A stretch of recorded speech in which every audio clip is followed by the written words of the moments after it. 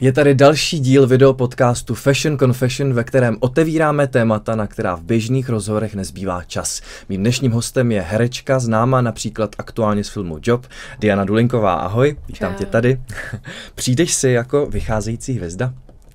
Hned takhle zostra jako na začátek, jo.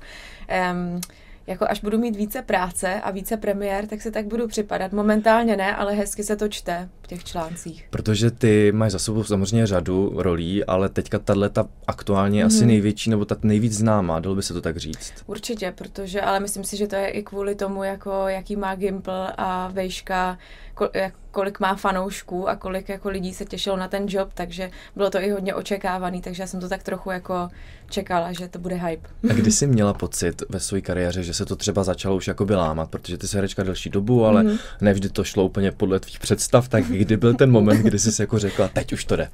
Hele, asi to bylo, když jsem dostala jednu z hlavních rolí ve filmu Dvě slova jako klíč, vlastně podle předlohy Josefa Formánka.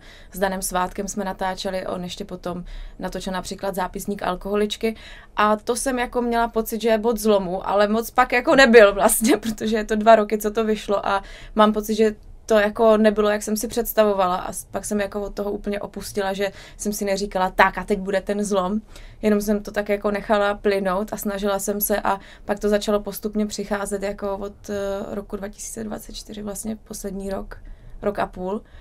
Tak. Kdy točíš pořád? Jo, kdy točím, skoro furt, no, musím zaklepat, ale nemůžu na to. Plní se ti tvůj sen? Je určitě. Dětský sen nepřiznaný. Já jsem původně studovala žurnalistiku na Masarykově univerzitě a jako naši se moc netvářili na to, že bych chtěla být herečka, ale když mi bylo právě 25 před 5 lety, jsem si řekla jako tak teď nebo nikdy, musím udělat ten krok, jinak se to budu vyčítat a nevím, jak skončím jako. Ale teď, když se přineseme zpátky do té doby, kdy to ještě nebylo tak, že by si natáčela tak často, byl nějaký moment, kdy jsi třeba říkala, že se na to vykašleš? Nebyl.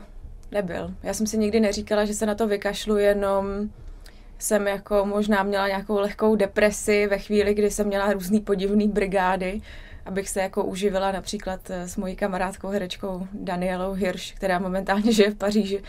Tak jsme jezdili na brigádu do Akademie věd, kde jsme preparovali kořínky lučního kvítí na takový sklíčko pro vědce, aby to zkoumali a tam jsme jako jezdili v 7 ráno, vydělali jsme si tam pár stovek, který jsme následně jako propili na cestě domů, takže to jsem si říkala možná jako, ten sen se trochu vzdaluje, ale jako nikdy jsem to úplně neopustila. Byl tohle třeba nějaký tvůj největší low point? Já myslím, že jo, protože jo, jako jeden z nich určitě, já jsem jich měla jako více, těch low pointů, to mám pocit, že to jako je takhle, furt. Ale tohle jako rozhodně byl jedno z těch těžších období, protože jsem v té době chodila i s Oskarem Hessem, který vlastně točil Bratry, Krále Šumavy a jako já jsem vedle něj si připadala hrozně taková jako v podstatě méně cenná, co se týká jako té práce, že mě nic jako nevycházelo a do toho jako můj kluk točí ty nejlepší věci, které se tady momentálně točí a já jezdím jako každý den autobusem 7 ráno do Průhonic dělat kořínky. Jak se s tímhle herec nebo ty sama vlastně vypořádáváš, když se nedaří tak, jak by si chtěla a máš třeba tendenci se jakoby porovnávat s těma ostatníma herečkama nebo třeba i právě s tím partnerem, kterého jsi měl? Porovnávat to úplně ne, protože to nemám v povaze, ale spíš třeba jsem moc nekoukala na Instagram, taková klasika, že to jako otevřeš a všichni točí, všem se daří a já jedu do Průhonic. A co ještě tam bylo za otázku? Jestli je to těžký, jakoby se takhle, teď už ne, ale dřív, když jsem měla pocit, že třeba lidi kolem tebe jsou úspěšnější, tak jak se s tím jakoby vyrovnáváš? No jako já jsem docela jako pila alkohol a mám pocit, že to mi docela zatemňovalo jako hlavu. Takže asi, ale nevím, jestli to byl úplně jako únik, ale jako v partě lidí, kterou jako mých nejbližších jsme měli často nějaký mejdánky a já mám pocit, že já jsem to ani neřešila jako skrz to, že jsem jako buď měla kocovinu, nebo jsem jako byla opilá. Vlastně. Neměla si často řešit. Neměla jsem často řešit. Ale možná to byl únik, jako když se na to zpětně koukám, tak jako byl to určitě únik, protože jsem v podstatě neměla moc jako do čeho píchnout. A Jako tohle byla taková jako rychlá zkratka jako k něčemu. Mm-hmm. Měláš pocit, že by si s tím měla třeba někdy nějaký problémy? S pitím? Mm-hmm. Já myslím, že jako občas se mi to vymklo z rukou. Jako jo, já myslím, že jo. Zrovna jako alkohol, ne cigarety, ani jako jiný látky, ale zrovna alkohol je taková jako věc, kdy vím, že si to musím hlídat, protože zaprvé mi to chutná. Někdo říká, že mu to nechutná, mě prostě chutná alkohol. A baví mě jako být vlastně trochu mimo. Já vím, že to je hrozný říkat, ale jako je to tak, takže si na to dávám si na to pozor. Ale nestalo se mi, že bych třeba přišla jako opilá na natáčení nebo měla kocovinu, to ne. Ale na natáčení si pila, to si přiznala v rozhovoru právě ve filmu Job. Přiznáš si v jaký moment? Jo, to bylo před postelovou scénou s Jirkou, kdy jsme byli oba jako nervózní, tak jsme si dali pár panáků vodky a měli jsme si vlastně říkat jako náš dialog. A já jsem měla začít a jako vypadlo ze mě jenom. Pak jsme museli čekat třeba půl hodinky, než to ale to tam nebylo, že bych tam přišla opilá, to jsme si řekli, že jako dobrý nápad nebyl vlastně až tak. Možná. Jste si tím pomáhali, abyste překonali třeba ten stud? Přesně tak. A jak se ti vůbec, nebo jak se vůbec natáčí v praxi takovéhle postelové scény? Jo, hrozně záleží na režisérovi a jako celý tý crew. Je tam třeba hodně lidí během toho natáčení, nebo se to respektuje a většina štábu odejde? Není. Já jsem zažila pár takových jako scén, kdy jsem buď jako úplně nahá, nebo trochu nahá. A většinou je to tak, že tam zůstane režisér a třeba jako zvukař, nebo někdy ani to ne a všichni jako odejdou. A se tam jenom je to velice jako intimní a my s Jirkou, my jsme si z toho furt dělali jako legraci vlastně, takže mně se to točilo jako v pohodě, neměla jsem s ním žádnej, nestyděla jsem se, já se nestydím zrovna v těchto situacích. To jsem se právě chtěla zeptat, jakým způsobem ty vnímáš svoje vlastní tělo, jestli ho třeba vnímáš i jako vlastně takový nástroj k práci, k tomu natáčení, nebo je to něco osobního, co by neměl nikdo vidět? Tak já mám pocit, že jelikož jsem si zvolila jako povolání, nebo já nevím, jak to mám říct, povolání. Je to povolání. Je to povolání, OK. Herectví, tak si myslím, že je fakt důležitý, aspoň pro mě být jako propojená s tím tělem, což už teďka jako jsem, ale když jsem byla mladší, tak ne, protože jsem měla jako hodně brzo prsa a jako nelíbilo se mi to, když na mě třeba koukali starší chlapy, nebo měli nějaký průpovídky i holky, kluci, všichni. Takže mi to trvalo trochu díl, jako se vlastně s tím stotožnit, jak vypadá to moje tělo, že vypadá jako hodně ženské a ty prsa prostě jsou jako ženský, obviously. Jo, ale teď už je to lepší, teď je mi 30 a jako už jsem více free a uvolněná v tom a jsem více jako proud. Takže i proto ti nevadí natáčet vlastně třeba ty nahaté scény. Jo. Protože některé herečky třeba říkají, že si to nechávají opravdu na filmy, kde to jakoby má velký smysl a neukážou se jako jen tak někde, tak tobě to je vlastně jakoby jedno? Nebo ne, není mi to jedno, jako samozřejmě nejsem prostě taková, jako je prostě můžu kazat prsa, to ne, ale zatím jako ty projekty, které jsem měla, tak mám pocit, že to tam jako sedělo a já jsem ještě Kolikrát už jsi se slíkla? Asi 4krát. Asi 4? 4krát. Ale v tom Jobu asi jako nejvíc vlastně. Jo. No, ale jako nevadí mi to, no. Myslíš si, že třeba s věkem, že budeš to vnímat tím, že budeš jako víc totožná s tím tělem stejně? Nebo se budeš víc stydět? To je velice dobrá otázka vlastně, ale to ti možná odpovím třeba, až mi bude 50, jako jak se mi chce svlíkat, nebo ne. Jak vůbec, nebo teď něco přečtu. Dobře. Herecký job značně nevyrovnaný. Na jedné straně spolehlivý Jiří Mádl a Zuzana Bidžovská, na straně druhé jednostrunný Tomáš Vorel mladší a zcela nevěrohodná Diana Dulínková, která jen deklamuje text. Jak se srovnáváš s kritikou ostatních? Tohle byly třeba novinky. Jo. Já jsem to jako všechno, nebo co se ke mně dostalo, tak jsem četla a když jsem to četla poprvé, tak mě to jako hodně mrzelo, hodně mě to zasáhlo a říkala jsem si, to je fakt tak strašný. Ale potom jsem zase četla jiný články a jako bavila jsem se s tím jako ohledně toho mého výkonu s jinýma jako filmařema a je to takový jako půl na půl i ty recenze a já si vlastně zatím stojím, za tím svým výkonem. Já si jako nemyslím, že jsem tam jenom deklamovala text, ale chápu, že to třeba tak může jako působit, protože se to celý vlastně dodělával, teda ty posynchrony se dělaly jako Navíc až potom. Jo, až potom se jako nahrávali ve studiu, takže ono to jako působí trochu divně a jako neautenticky to, kdy vlastně, já nevím, máte tam scénu, kdy se hádáte a pak jako o půl roku později, až to vlastně jako dabujete. Tak jo, jako chápu, že to může být jako, no, rušivý nebo pro někoho nevěrohodný, ale já jsem se jako z toho nějak asi rychle vylízala. Jak vůbec fungoval ten proces toho natáčení, ta spolupráce s panem režisérem, jaký on je, jaká byla ta práce, jak to fungovalo? Tomáš Vorel je jako hodně silná osobnost. Já jsem nepotkala nikdy člověka, jako je on. On má hodně jako, má prostě svoji vizi, do který si jako nedá mluvit. Nenechá si jako poradit možná ani, mám pocit, a jako natáčení, já mám pocit, já jsem četla jako různý příběhy z natáčení jako s Hitchcockem, jak třeba jako ve filmu Ptáci mučil tu hlavní herečku, že na ní jako házel opravdový ty ptáky v tom hororu. Já mám pocit, že jako že Vorel je trochu jako podobnej, že jako ty herce v tom nechá se jako koupat vlastně.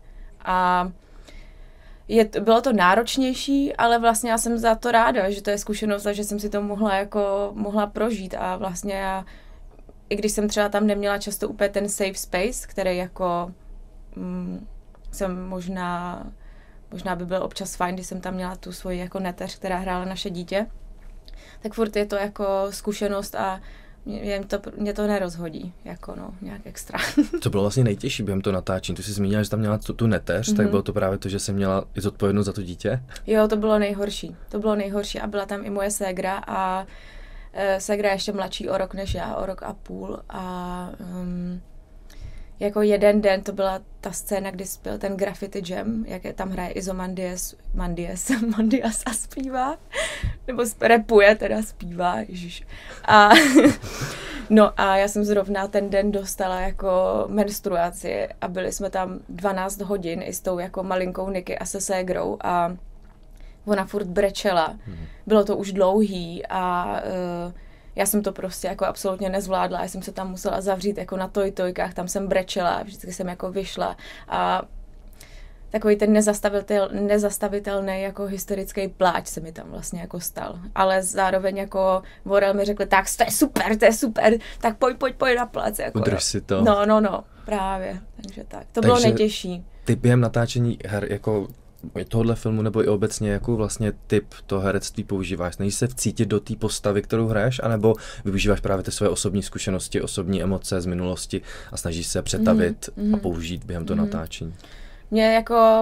Já mám docela bohatý život, co se týká jako soukromí, jako zážitků mám a žila jsem na různých místech jako světa a mám docela jako šílený dětství a podobně, takže já se vždycky snažím jako čerpat jako ze svých zkušeností, anebo si představit sebe jako v té situaci a pokud mi to úplně jako nejde, tak já nevím, naposled jsem třeba zkoušela tu Čabak metodu, kterou mě učil Adam Davenport, vlastně coach jako z LA. Můžeš popsat, jako, o co se jedná? Jo, tam se jako taky vlastně pracuje s tou emoční jako pamětí, kterou máš a je to tak, že třeba když se s někým hádáš, tak si máš představit jako třeba svýho tátu, že to je on a jako myslet na něj a u toho jako říkat ten text, který tam máš, ale zároveň vidíš toho tátu a to taky jako funguje docela. Takže to vlastně reálná emoce, potom ty to nehraješ, že to vlastně vyvoláš. Přesně a je to trochu jako nebezpečný, bych řekla, pro lidi, kteří jsou fakt hodně,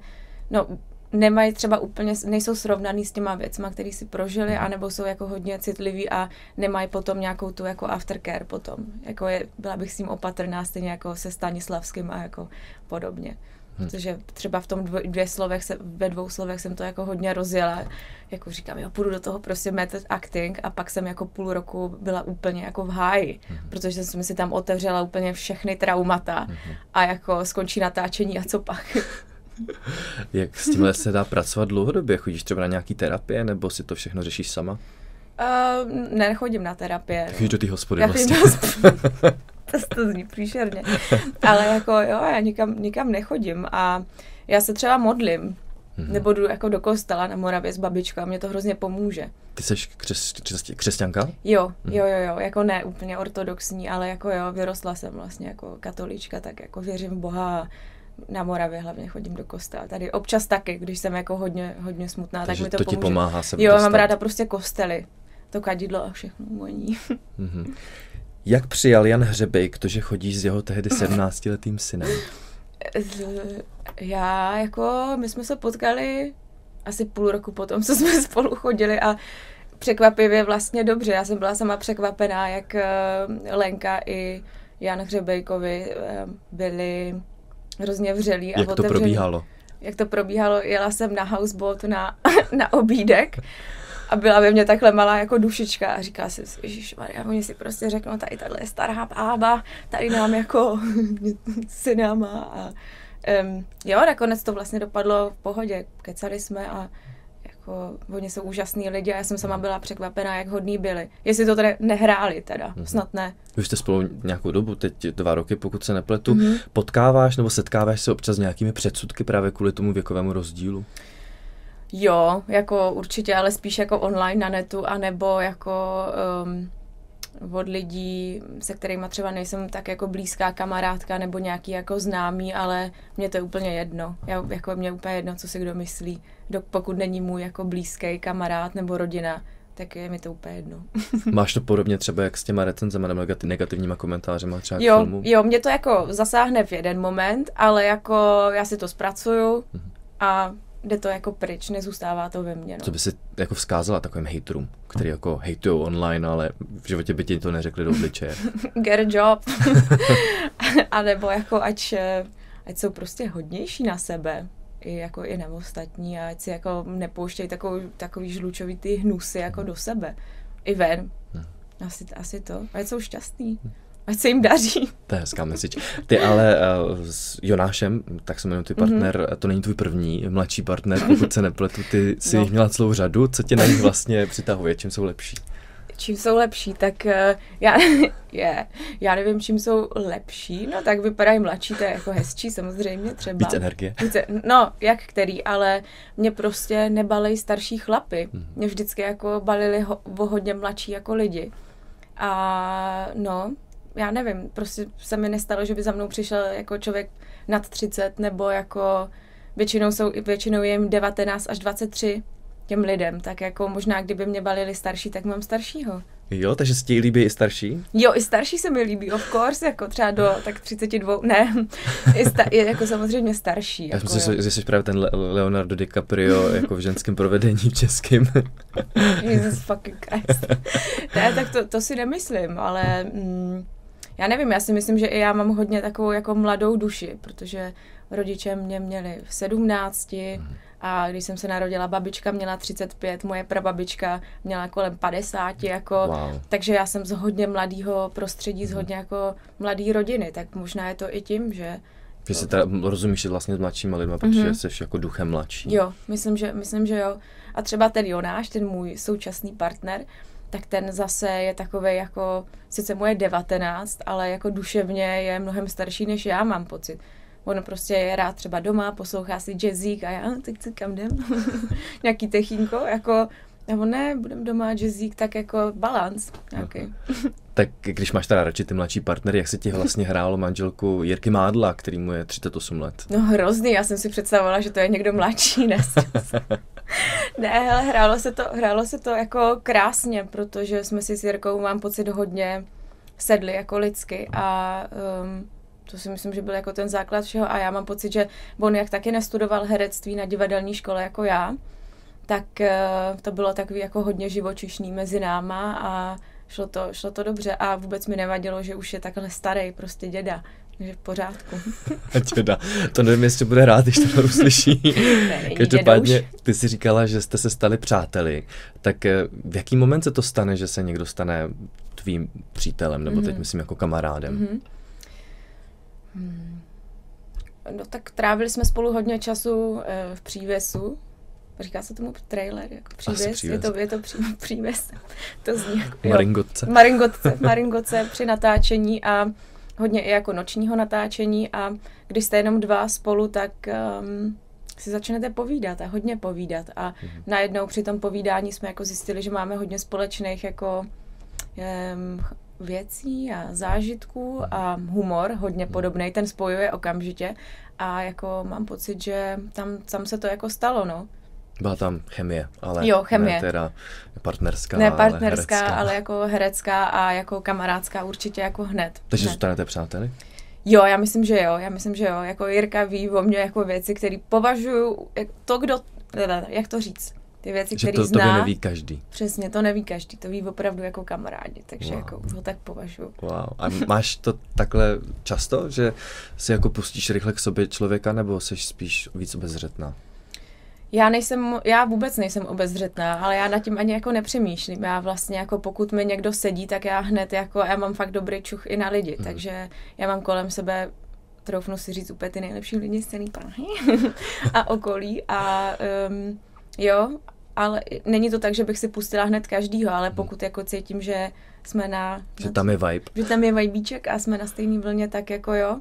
Ale jako samozřejmě se to děje už míň, že jo, protože už taky stárnu a mám pocit, že když je člověk mladší, tak je otevřenější a teď jako... Je to těžší s věkem si najít vlastně skuteční přátelé, že jo? Taky to tak mám. Tím víc si toho pak vážím, když někoho najdu. Přesně tak. Mně se to teď stalo vlastně s herečkou Bětkou Malou, že už jsem jako dlouho nepoznala člověka, se kterým bych si takhle jako krásně sedla v pozdějším věku. Ježiš, to zní fakt hrozně, jo. A to je taky skvělý člověk a bavíme se třeba poslední rok jako hodně. A a vzniklo to jako v mých 28 letech, takže jde to i později. Teď mám tady na tebe jednu část, kterým říkám bleskový výslech.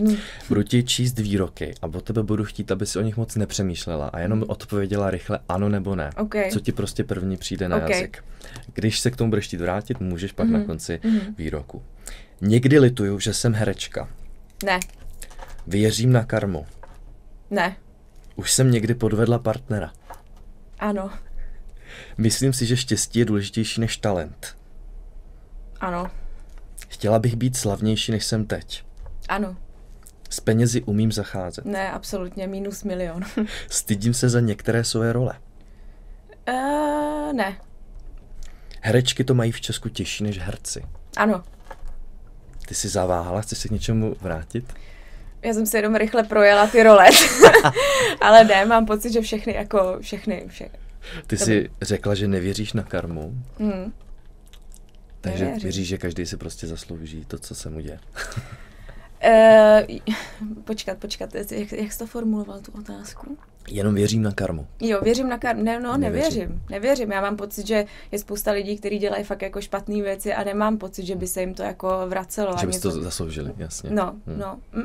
Nemám takový pocit. A ty jsi podvedla partnera. Chceš k tomu něco říct? Ne, radši ne. Ale ne Jonáše. Ne Jonáše, to je důležitý, ne to aktuálního.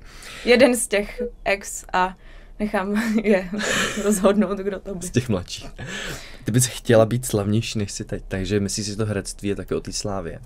Baví tě to vlastně být slavná? No ta sláva mám pocit, že přináší jako tu práci. Takže jako jo.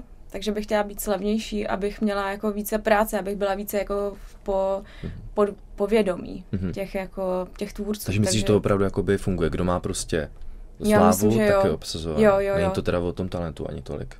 Jo, tak určitě. Zase jako, když člověk nemá talent a je slavný, tak jako záleží jako jaký projekty jako člověk chce, ale určitě ta sláva se jako hodí, ale... Jsou takový herci, kteří jsou slavní a nemají talent?